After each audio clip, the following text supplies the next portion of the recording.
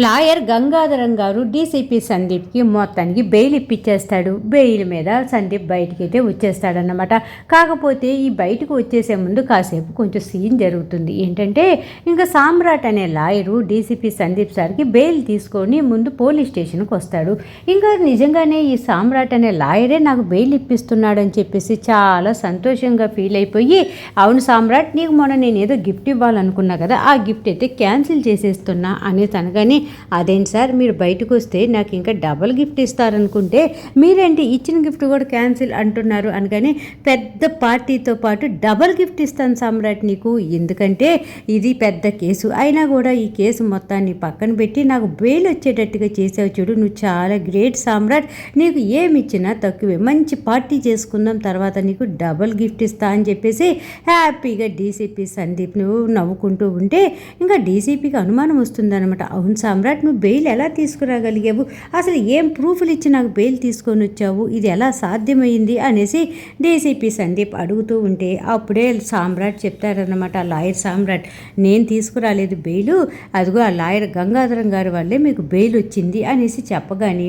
ఒక్కసారిగా గంగాధరం గారిని చూసినటువంటి సందీప్ బిత్తరపోతాడనమాట. ఇదేంటి, నేను తప్పు చేశాను, నేను అది చేశాను ఇది చేశానని చెప్పేసి నా మీద కేసు పెట్టి నేను పోలీస్ స్టేషన్కి వచ్చేటట్టుగా చేసిందే ఈ లాయర్ గంగాధర్. ఇప్పుడేమో నేను ఏ తప్పు చేయలేదు, ఇతనికి బెయిల్ కావాలి నిరూపించుకోవటానికి, ఏ తప్పు చేయలేదని నిరూపించుకోవటానికి అని చెప్పేసి నాకు బెయిల్ ఇప్పిస్తుంది కూడా ఈ గంగాధరం గారైనా, కాబట్టి నేనైతే ఈ బెయిల్ యాక్సెప్ట్ చేయను, నాకు బెయిల్ అవసరం లేదు, నేను పోలీస్ స్టేషన్లోనే ఉంటాను అనేసి గట్టిగా ఫిక్స్ అయిపోతాడనమాట.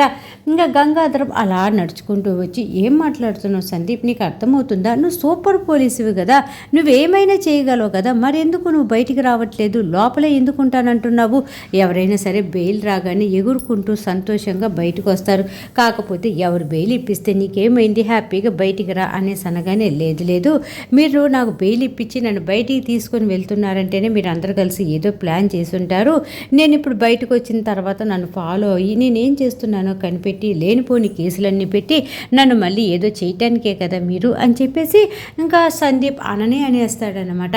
ఇంకా అప్పుడే లాయర్ గంగాధరం అంటారు, నిన్ను సూపర్ పోలీస్ అనింది, అందుకని జరిగేది జరగబోయేది జరిగింది అన్నీ కూడా ఇట్టే తెలుసుకొని భలే చెప్పేస్తావు కదా, అవునవునవును, నువ్వు లోపల ఉన్నా సరే నువ్వు బయటికి రాలేదన్న కక్షతోటైనా సరే మేము ఏదైనా చేయగలం, ఇప్పుడు నేను బెయిల్ ఇప్పించాను, బయటకు వచ్చావనుకో నాకు కొంచెం హ్యాపీగా ఉంటుంది, లేదు నా మాటకు అడ్డం తిరిగావని చెప్పేసి నేను కోపంతో అయినా సరే నేను లోపలైనా ఏదైనా చేపించేయచ్చు, ఒకసారి ఆలోచించుకో డీసీపీ సందీప్ సార్ అని చెప్పేసి చాలా ఆప్షన్లు ఆ డీసీపీకి ఇస్తాడు. ఇదంతా వినినటువంటి డీసీపీ, ఎందుకు వచ్చిన గొడవలే, ఈ బెయిల్ తీసుకొని బయటికి వెళ్ళి నా జాగ్రత్తల్లో నేనుంటే ఎవరేం చేస్తారు నన్ను, ఈ లోపల ఉండే కంటే కూడా బయటికి వెళ్ళటమే బెస్ట్ అనేసుకొని, సరే సార్ మీ మాటలను నమ్ముతున్నాను, మీరు నాకు మంచి చేయాలనే అనుకొని నాకు బెయిల్ ఇప్పించారని అనుకుంటున్నాను, చూద్దాం అని చెప్పేసి ఇంకా మొత్తానికి ఆ బెయిల్ కాగితాల మీద సంతకం పెట్టి నేను ఈ బెయిల్కి యాక్సెప్ట్ చేస్తున్నానని చెప్పేస్తాడనమాట.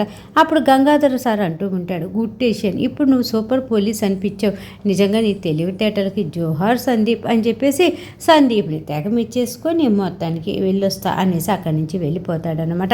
ఇంకా కోపంతో ఊగిపోతూ ఉంటాడు సందీప్. ఈ గంగాధరం మాటలేంటి ఇలా ఉన్నాయి, అసలు ఈయన నాకు బెయిల్ ఇప్పీయటం ఏంటి అని చెప్పేసి కొంచెం కంగారుగా ఆలోచిస్తూ ఉంటాడనమాట.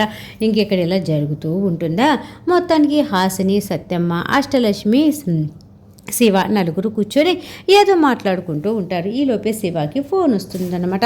ఎవరైనా మంచి లాయర్ ఉంటే చెప్పకూడదు, మీ కేసు ఎవరో వాదిస్తున్నారంట కదా, అలాంటి మంచి లాయర్ ఎవరైనా ఉంటే మాకు చెప్పండి అని చెప్పేసి ఆ శివని ఎవరో అడుగుతూ ఉంటే అప్పుడే శివ అంటూ ఉంటాడు, లాయర్ గంగాధరం అని చాలా మంచి సార్, అది ఇది అని చెప్పేసి గంగాధరం సార్ గురించి చెప్తూ మా కేసు కూడా ఆయనే వాదిస్తున్నారు అనేసి ఉన్న వాస్తవం మొత్తం చెప్తూ ఉండేలోపు ఈలోపే మన హాసినికి ఫోన్ వస్తుందన్నమాట. ఎవరా ఈ ఫోను అనేసి ఫోన్ లిఫ్ట్ చేసి ఎవరండి అనేసి అడగగానే, నేను పలానా పోలీస్ స్టేషన్ దగ్గర ఉన్నాను ఇప్పుడు, ఇంకా లాయర్ గంగాధరం గారే పోలీస్ స్టేషన్కు వచ్చి ఆ డీసీపీ సందీప్ సార్కి బెయిల్ ఇచ్చి బయటికి తీసుకొని వెళ్ళారు అనేసి హాసినికి చెప్పేస్తారనమాట. వెంటనే హాసిని, ఏంటి నిజమేనా, నువ్వు బయటే ఉన్నావా, నువ్వు కళ్ళతో చూసావా అనేసి అనగానే, అయ్యో నేను చూశాను అనేసి ఆవిడ ఫోన్ పెట్టి చూసి ఫోన్ మాట్లాడాల్సిన సేపు మాట్లాడి ఫోన్ పెట్టేస్తుందన్నమాట. నో, ఇది అసలు జరగటానికి అవ్వదు, ఇది కుదరదు, అలా ఎలా చేస్తారు, ఆ డీసీపీ సందీప్ బయటకు రావటం ఏంటి అని చెప్పేసి తను ఆశ్చర్యంగా అలాగే అంటూ ఉంటే అప్పుడే శివ ఫోన్ మాట్లాడుతున్నటువంటి శివ ఆ ఫోన్ కాల్ కట్ చేసేసి, ఏమైంది కలరు, ఏంది డీసీపీ సందీప్ అంటున్నావు, బెయిల్ అంటున్నావు, గంగాధరన్ సార్ అంటున్నావు, అసలు ఏం జరిగింది చెప్పు అనేసి అనగాని ఆ డీసీపీ సందీప్ బెయిల్ మీద బయటకు వచ్చేసాడంట. ఆ బెయిల్ మీద బయటికి తీసుకుని వచ్చింది ఎవరో కాదు, లాయర్ గంగాధరన్ సార్ అంట అనేసి అనగానే సత్యమ్మ కూడా బిత్తరపోతుందన్నమాట. అదేంది అయినా కూడా ఆ లాయరు ఒకరికి సపోర్టు పలకకుండా ఇద్దరికి సపోర్టు పలికేదేంది లాయర్ డాక్టర్ అమ్మ, అయినా కూడా ఆయన చాలా మంచోడని అనుకున్నాం కదా, మరి ఇలా ప్రవర్తిస్తున్నాడు ఏంటి అని చెప్పేసి ఇంకా సత్యమ్మ ఏడుస్తూ ఉంటుందన్నమాట. ఇంకా ఏడుస్తూ ఇప్పుడు ఆ డీసీపీ సందీప్ బయటకు వచ్చాడంటే మనల్ని ప్రాణాలతోటి బతకనీడు, అసలే అతనికి మనందరం అంటే కోపం అనేసి సత్యమ్మ ఇప్పుడు మనం ఏం చెయ్యాలి శివయ్య అనేసి ఏడుస్తూ ఉంటుంది శివాని పట్టుకొని. ఇంకా అప్పుడే అష్టలక్ష్మి కూడా అంటూ ఉంటుంది, మొన్న ఆ సహదేవ్ సారు అలాగే నీలవేణి మన ఇంటికి వచ్చినప్పుడు ఇంకా హాసిని అలాగే మా శివయ్య ఇద్దరు చెట్టా పట్టాలు వేసుకొని తిరుగుతున్నారు, ఎయిడ్స్ కెనంలో అయినా సరే వాళ్ళు దండలు మార్చుకొని పెళ్లి చేసుకునే అవకాశం ఉందని కూడా చెప్పింది. ఇప్పుడు అవన్నీ కూడా మనసులో పెట్టుకున్నటువంటి డీసీపీ సందీప్ సార్ ఏం చేస్తాడు ఏంటో, ఏ టయాన్ని మన ఇంటికి వస్తాడు ఏంటో అనేసి అష్టలక్ష్మి మాట్లాడుతూ ఉండేలోపు సత్యమ్మ అంటూ ఉంటుందన్నమాట, నాకేం తెలిసే అష్టలక్ష్మి, ఆ డీసీపీ సార్ సందీప్ సార్ చేసింది చాలా పెద్ద పెద్ద తప్పులు కదా, ఆయన బెయిల్ మీద రావటమే కుదరదు అనేసి ధీమాగా మాట్లాడాను. ఇప్పుడు ఆయన బెయిల్ మీద వచ్చాడు అంటేనే నాకు దడ పుడుతుంది, ఏం చేస్తాడు ఏమో అనేసి భయం వేస్తుంది అనేసి ఇంకా తను చాలా చాలా భయపడిపోతూ ఉంటుందన్నమాట. ఇంకా అప్పుడే హాసిని అంటూ ఉంటుంది, అయినా లాయర్ గంగాధరన్ సార్ ఇలా చేస్తాడని అనుకోలేదు, శివ పద మనం వెళ్దాం, గంగాధరన్ సార్తో మాట్లాడదాం, అసలు ఆయన ఇలా ఎందుకు చేశాడో అడుగుదాం అనేసి అనగానే, ఇదిగో ఏంది కలరు, ఇంకా నువ్వు నా మాట నమ్మవా, ఆయన డబ్బులకు అమ్ముడుపోయాడు, ఆయన డబ్బులకు అమ్ముడుపోయే ఇదంతా కావాలని చేశాడు, లేదంటే ఆయన డీసీపీ తప్పు చేశాడని సాక్ష్యాలతోటి నిరూపించిన లాయర్ గారే ఇప్పుడు ఆయన ఏం తప్పు చేయలేదు అని చెప్పి బెయిల్ మీద ఎలా తీసుకొస్తాడో నీకు నేను చెప్తుంటే అర్థం కావట్లేదా కలరు అనేసి ఓ శివ ఎగురుతూ ఉంటాడనమాట. చూడు బాబీ, నేను చెప్పేది విను, ముందు మనం గంగాధరన్ సార్ని కలుద్దాం, అసలు ఏం జరిగిందో విందాం అనేసి హాసిని బాబీ ఇద్దరు కలిసి గంగాధరన్ సార్ దగ్గరికని బయలుదేరి వెళ్తూ ఉంటారు. ఇక్కడ ఇలా జరుగుతూ ఉంటుంది. ఇంకా స్వరం వచ్చేసేపటికి ఆలోచించుకుంటూ అలాగే డాబా మీద నుంచి కిందకి మెట్లు దిగుతూ సన్నీ గురించి బాబీ గురించి ఆలోచించుకుంటూ ఏంటి అసలు ఇలా అయిపోయింది ఏంటి అని, అందరూ ఉన్నా కూడా ఎవరూ లేని దానిలాగా ఇలా అయిపోయాను ఏంటి అనేసి తన ఆలోచనలతో తను పాపం అలా మెట్లు దిగుతూ వస్తూ ఉండేలోపు ఇంటి ముందు కారు ఆగిన సౌండ్ వస్తుందన్నమాట. ఇంటి ముందు కారు ఆగిందంటే ఎవరో వచ్చినట్టున్నారు అని చెప్పేసి అలాగే చూస్తూ ఉన్నటువంటి స్వరమ్మ ఒక్కసారి షాక్ అయిపోతుంది. ఏంటి అనేసి ఇలా బిత్తరపోయి చూస్తూ ఉండేలోపు కారులో నుంచి సన్నీ చక్కగా నవ్వుకుంటూ దిగుతాడనమాట. సన్నీని చూసినటువంటి స్వరమ్మ బెత్తరబోతూ కొంచెం బాధతో అలాగే కొంచెం భయంగా బయటికి వస్తుంది. రాగానే అమ్మ నేను వచ్చేసానమ్మా, నీ కొడుకుని వచ్చేసానమ్మా, నీ కొడుకు సందీప్ని అనేసి సన్నీ ఓవర్ యాక్షన్ స్టార్ట్ చేస్తాడనమాట.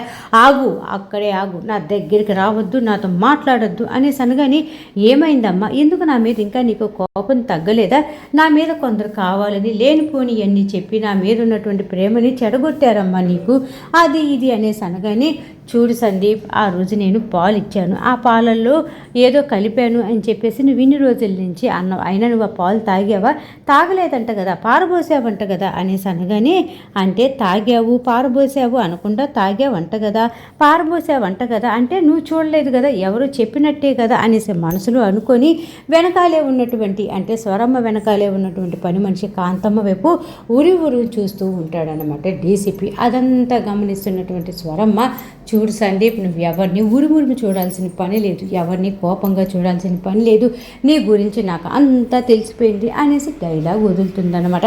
అంటే కాంతమ్మ చెప్పుంటుంది కదా, డీసీపీ సందీప్ సార్ మందు కూడా తాగుతాడమ్మా, మీతో చెప్పొద్దు అనేసి నన్ను బెదిరిస్తూ ఉంటాడు, డీసీపీ సందీప్ సార్ చాలా ఆగడాలు చేస్తూ ఉంటాడు, మీ దగ్గర ఒకలాగా బయట ఒకలాగా ప్రవర్తిస్తూ ఉంటాడు అనేసి ఇంకా కాంతమ్మ చెప్పుంటుంది కదా. స్వరం అవన్నీ తలుచుకొని నీ గురించి నాకు అన్నీ తెలుసు సందీప్, నువ్వు ఇంకా నా దగ్గర యాక్షన్ చేయాల్సిన పని లేదు. కాబట్టి నువ్వు ఇంకా ఇక్కడికి నిన్ను ఇంట్లోకి రావద్దు అనే హక్కు కూడా నాకు లేదు. ఎందుకంటే ఈ ఇల్లు నువ్వు సంపాదించుకున్నది కాబట్టి ఈ ఇంట్లో నువ్వు ఉండటమే లెక్క. తల్లిగా నేను ఎక్కడో ఒక చోట ఉంటానే తప్ప ఇంకా ఇల్లు నాది కాదు కాబట్టి నువ్వు రావద్దు అనే అంత హక్కు కూడా నాకు లేదు. కాబట్టి నువ్వు లోపలికి రావచ్చు అని చెప్పేసి డీసీపీని పిలుస్తుంది స్వరమ్మ. అప్పుడే డీసీపీ అంటూ ఉంటాడు, పోలీస్ స్టేషన్లో ఉండి బెయిల్ మీద బయటకు వచ్చినటువంటి కొడుక్కి హారతి ఇచ్చి స్వీట్ పెట్టి ఇంట్లోకి స్వాగతించే అమ్మలను చూశాను కానీ ఇలా కోపంగా ఆహ్వానించే అమ్మల్ని చూడలేదమ్మా అనేసి అనగానే ఇంకా అప్పుడే స్వరం అంటూ ఉంటుంది, ఏ కొడుకైనా సరే మంచిగా ఉండాలని తల్లి కోరుకుంటుంది. కానీ నువ్వేం చేసావు, నువ్వు చేసిన పనులను బట్టే కదా ఏదైనా ఉంటుంది అని చెప్పేసి డీసీపీ మీద కోపపడుతూ ఉంటుందన్నమాట. అప్పుడే ఆ డీసీపీ అంటూ ఉంటాడు, అమ్మ నేను పాలు తాగకుండా నిద్రపోయాను కదా, అసలు మత్తు టాబ్లెట్లు తాగి మత్తు టాబ్లెట్లు కలిపినటువంటి పాలు తాగి నిద్రపోయేది గ్రేటా, అసలు ఏమీ పాలు తాగకుండా హ్యాపీగా నిద్రపోయినది గ్రేటా, అది ఒకసారి ఆలోచించమ్మా. ఎంత కష్టపడాలమ్మా అలా పడుకోవటానికి, అంటే నేను ఎంత కష్టపడి ఉంటానమ్మా అనేసి ఓవర్ యాక్షన్ చేస్తూ ఉంటాడనమాట. ఇంకా అప్పుడే స్వరమ్మ ఏం చెప్పాలో అర్థం కాకుండా అలాగే నిలబడిపోతూ ఉంటే ఇంకా అప్పుడే డీసీపీ సందీప్ లోపలికైతే వెళ్ళిపోతాడనమాట. నువ్వు చాలా కోపంగా ఉన్నావమ్మా, నీ కోపం తగ్గిన తర్వాత మాట్లాడతాను అనేసి ఒక డైలాగ్ వదిలేసి ఇంకా డీసీపీ లోపలికైతే వెళ్ళిపోతాడు. ఇంకా స్వరమ్మ బాధపడిపోతూ, ఏంటి అందరు ఇలా ఉన్నారేంటి, వీడి దగ్గరేమో ఉండలేకపోతున్నాను, బాబీ గారి దగ్గరికి వెళ్తేనేమో నువ్వు నీ కొడుకుని చూసుకోగానే నువ్వు వెళ్ళిపోతావు కదా అనేసి వాడు నోటికి వచ్చినట్టుగా మాట్లాడుతున్నాడు, నేను ఎవరి వైపు మాట్లాడాలి ఏం చేయాలి అనేది నాకేం అర్థం కావట్లేదు అనేసి స్వరమ్మ చాలా బాధపడిపోతూ ఉంటుంది. ఇంకెక్కడ ఇలా జరుగుతూ ఉంటే లాయర్ గంగాధరం గారు చక్కగా కూర్చొని కాఫీ తాగుతూ ఉంటే అప్పుడే బాబీ హాసిని లోపలికి వస్తారు. ఏంటి గంగాధరం సార్ కాఫీ తాగుతున్నారేంటి, మీరు డీసీపీ సందీప్ సార్ని బెయిల్ మీద తీసుకొని వచ్చారు కదా, ఆయన సామాన్యుడు కాదు కదా, ఆయన మరి మీకు మంచి పార్టీ ఇచ్చేవాడు కదా, మరెందుకు మీరు ఇలా చేస్తున్నారు, ఈ తాగాల్సిన పనేముంది, ఏం సార్ పార్టీకి వెళ్ళలేదా, ఓహో సాయంత్రం పార్టీ చేసుకోవాలనుకుంటున్నారా, ఎంత కమ్ముడు పోయారు సార్, ఓహో ఆ డీసీపీ సందీప్ సార్ మీకు బాగా అమౌంట్ ముట్టించుంటాడు, అందుకే మీరు మా కేసు పక్కన పడేసి వీళ్ళేమిస్తారులేడా గోడలకి పెయింట్ వేసుకునే వాళ్ళు అనుకొని ఆ డీసీపీ సార్ కేసు వాదించినట్టున్నారు కదా సార్, వాదించండి సార్, అసలు నేను డబ్బు మనిషిని కాదు, నేను డబ్బు తీసుకోను, నాకు న్యాయమే కావాలని డైలాగులు వదిలేరు కదా సార్, ఇప్పుడు ఆ డైలాగులన్నీ ఏమైపోయాయి సార్ అని చెప్పేసి ఇంకా నోటుకు వచ్చినట్టుగా మాట్లాడుతూ ఉంటాడు బాబీ. అంతసేపు కూడా బాబీ అనే మాటలు పడుతూ కాఫీ తాగుతున్నటువంటి గంగాధరం సార్ ఒక్కసారిగా ఆ కాఫీ కప్పును విసిరేసి, ఇంకా నువ్వు ఆపుతావా శివ, ఇంకా నువ్వు ఎక్కువ మాట్లాడుతున్నావు, నువ్వు ఇంక ఇక్కడ ఆపకపోతే నా కోపాన్ని చూస్తారు మీరు అనగానే, ఇదేంటి గంగాధరం సార్ ఇలా మాట్లాడుతున్నారు అని చెప్పేసి అందరూ కూడా బెత్తరపోయి చూస్తూ ఉంటారన్నమాట. ఈలోపే ఇంకా అంటూ ఉంటాడు, చూడు ఆ డీసీపీ సందీప్ సార్ బయటికి రాకుండా ఎన్ని రోజులని పోలీస్ స్టేషన్లో ఉంటే మనకి జానకి బయటకు వస్తుంది చెప్పు, అసలు జానకి ఎక్కడుందో మనకు తెలియాలి అంటే ఆ డీసీపీ బయట ఉండాలి, ఆ డీసీపీ బయట ఉంటేనే కదా ఏదో టైంలో అతను చేసే పనులు మనకు కంటబడతాయి, అతన్ని మనం పట్టుకొని చక్కగా శిక్ష పడేటట్టుగా చేయొచ్చు, మన జానకి మనకి సొంతమవుతుంది. ఇంకా అదంతా కాకుండా ఆయన పోలీస్ స్టేషన్లో ఉంచి స్టేషన్ నుంచి జైలుకు పంపిస్తే ఆ డీసీపీ అటు ఇటు తిరుగుతూ ఉంటాడే కానీ ఎప్పుడు జానకి గురించి చెప్పడు కదా, ఆ జానకి గురించి చెప్పకపోతే జానకిని కిడ్నాప్ చేసి ఎక్కడ దాచిపెట్టింది ఆ డీసీపీకి ఒక్కడికే తెలుసు, ఆ డీసీపీ ఇప్పుడు జానకి అడ్రస్ చెప్పకపోతే ఇంకా జానకి ఎక్కడుందో ఏంటో మనకి ఎప్పటికీ తెలియదు, ఇంకా అలాగే అసలు జానకి ప్రాణాలతోటి ఉందో లేదో అని చెప్పేసి మనం ప్రతిరోజు ఆలోచిస్తూ చాలా బాధపడాల్సి ఉంటుంది. ఇవన్నీ ఆలోచించి నేను కావాలని ఇలా చేశానని అంత అర్థమయ్యే విధంగా చెప్తూ ఉంటారు. అప్పుడు బాబీకి హాసినికి అర్థమవుతూ ఉంటుంది. ఇంకప్పుడే లాయర్ గారు అంటూ ఉంటారనమాట, అదో బెజ్జంలో దాక్కున్నటువంటి ఎలుకని బయటికి తీసుకొని రావాలంటే కంపల్సరీగా పొగేయాలి, పొగైపోతే అది బయటికి రాదు కదా, నేను కూడా ఇప్పుడు ఆ డీసీపీకి అలాగే చేస్తున్నాను అన్నమాట, మంచిగా మాటలు చెప్పి బయటికి తెప్పిస్తే మనకి మీద ఎటువంటి అనుమానం రాకుండా అతను చేయాల్సిన చెడ్డ పనులన్నీ చేస్తాడు, మనకి ఏదో ఒక విషయంలో దొరికిపోతాడు, ఆ విషయాన్ని పట్టుకొని మన జానకిని బయటికి తీసుకొచ్చుకునే అవకాశం ఉంటుంది. ఇదంతా ఆలోచించి నేను ఇలా చేసి డీసీపీకి బెయిల్ వచ్చేటట్టుగా చేశాను, అర్థమైందని అనుకుంటున్నాను అనేసి ఒక్కసారిగా అనేపాటికి సారీ సార్ అనేసి హాసిని అంటుంది. సారీ చెప్పించుకోవడం చాలా ఈజీ, కానీ సారీ చెప్పేటప్పుడు మనం ఈ సారీ ఇంకోసారి చెప్పకూడదు అనేసి గట్టిగా మీరు మనసులో అనుకొని అప్పుడు మాట్లాడండి.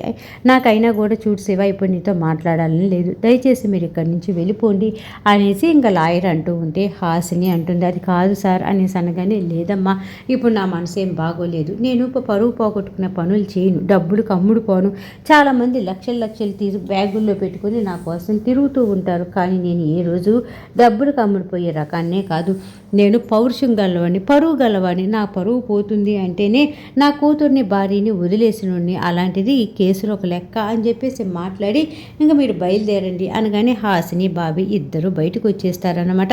ఇంకా అయ్యో లాయర్ గంగాధరం సార్ గురించి మనం తప్పుగా ఆలోచించాం అనేసి ఫీల్ అయిపోతూ ఉంటారు. ఇక్కడ ఇలా జరుగుతూ ఉంటే సత్యమ్మ గాబరాగా ఇంటి దగ్గర అటు ఇటు తిరుగుతూ ఉంటుంది. ఏందత్త అటు ఇటు తిరుగుతున్నవేంది అనేసి డాష్ అడుగుతూ ఉంటే, పొద్దుననగా వెళ్ళారు డాక్టర్ అమ్మను అలాగే శివ ఇంకా ఇంటికి రాలేదు, ఒకవేళ డీసీపీ సందీప్ ఏమన్నా చేసుంటాడా అనేసి నాకు చాలా భయంగా ఉంది అనేసి డాష్కి చెప్తూ ఉంటే, డాష్ అంటాడనమాట, ఏం చేస్తాడు, ఏమన్నా చేస్తాడా ఏంటి అనేసి అనగానే అక్కడ ఉన్నటువంటి గ్లాస్ ఒకటి తీసుకొని ఇంకా డాష్ తల మీద ఒక్క దెబ్బే కానీ, అబ్బా అత్త నిప్పత్త రక్తం కూడా వస్తుంది అత్త, ఏందత్త ఇంత గట్టి కొట్టిను అనేసి అనగానే, గ్లాస్తో కొడితేనే నీకు ఇంత బాధగా ఉందే, ఆ డీసీపీ పోలీస్ సార్, అతను ఏం చేస్తాడో ఏమోనని నేను భయపడి వస్తూ ఉంటే మధ్యలో నీ తొక్కలో డైలాగు లేంది అని చెప్పేసి ఇంకా సత్యమ్మ డాష్ నరుస్తూ ఉంటే అష్టలక్ష్మి పగలబడి నవ్వుకుంటూ ఉంటే ఈరోజు సీరియల్ ఎపిసోడ్ అయిపోయిందనమాట. మొత్తానికి సీరియల్ బాగుంది, చక్కగా ఉంది, అర్థమైంది అనుకుంటే మర్చిపోకుండా నా ఛానల్ని సబ్స్క్రైబ్ చేసుకోండి.